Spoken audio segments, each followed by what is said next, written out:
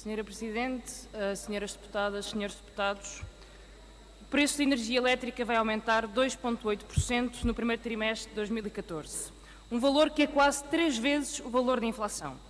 O agravamento da fatura da energia, muito além do aumento do custo de vida, não é, infelizmente, uma novidade, mas a regra que tem sido seguida ano após ano.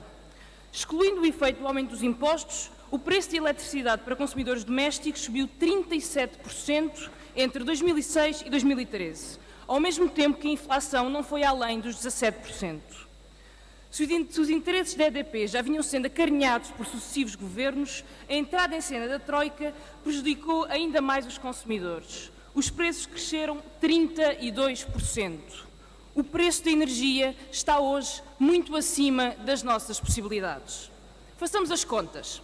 Desde que PSD e CDS foram esperar Troika à Portela, a fatura média de 45 euros passou a custar 60 euros.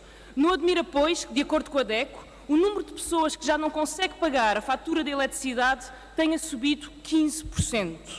Num país marcado pela brutal desvalorização salarial, num país marcado pelo desemprego, este aumento desproporcionado é a diferença para milhares e milhares de famílias portuguesas entre ter aquecimento ou passar um inverno ao frio. É a diferença para milhares de famílias portuguesas entre viver com dignidade e sobreviver sem quaisquer condições. O vergonhoso aumento do preço da energia tem sido justificado com a lenga-lenga da dívida tarifária.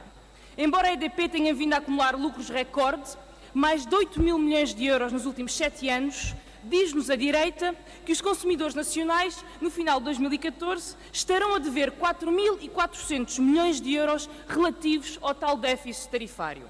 A EDP tem lucros cada vez maiores, mas não aqueles a que se acha no direito natural de ter. E o Governo, em vez de proteger as famílias e as empresas, assume como seu este verdadeiro barrete tarifário. Já conhecemos o valoroso discurso de Passos Coelho. Raro é o dia em que o Primeiro-Ministro não enche ao peito com a suposta bravura com que afrontou as rendas do setor energético. Tanta coragem só tem um problema. Ainda não foi vista por ninguém e muito menos foi sentida nos bolsos dos portugueses. Mesmo a taxa especial sobre o setor energético, que Moreira da Silva já se apressou a garantir que, ao contrário dos cortes nos salários, não é certo que se mantenha em 2015, não passa de uma cortina de fumo. PSD e CDS querem fazer crer que existe uma réstia de equidade na austeridade.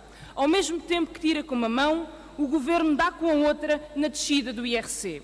A taxa especial de energia é compensada com uma enorme borla fiscal às grandes empresas do setor energético. Senhoras e senhores deputados, as rendas mantiveram-se. Primeiro para assegurar o interesse da privatização da REN e da EDP e agora para garantir lucros ao Estado chinês e de Oman.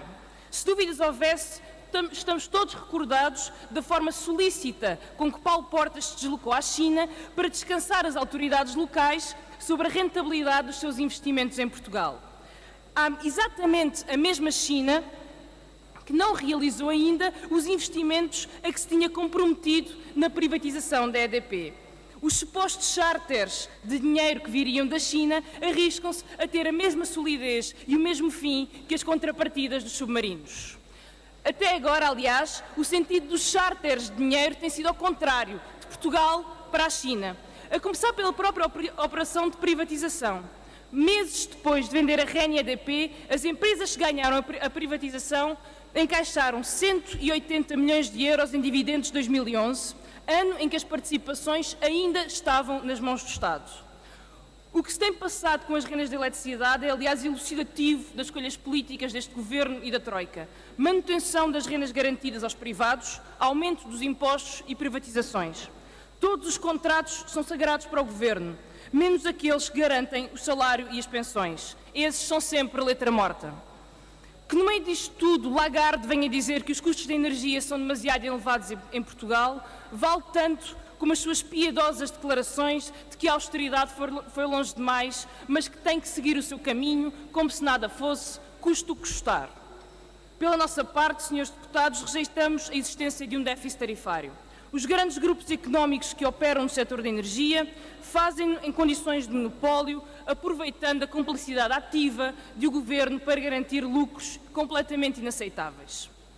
Senhores deputados, senhoras deputadas, cabe ao Estado regular o setor energético, garantir a sua sustentabilidade no longo prazo, bem como o acesso de todos e todas as cidadãs a um bem público que deve ser universal.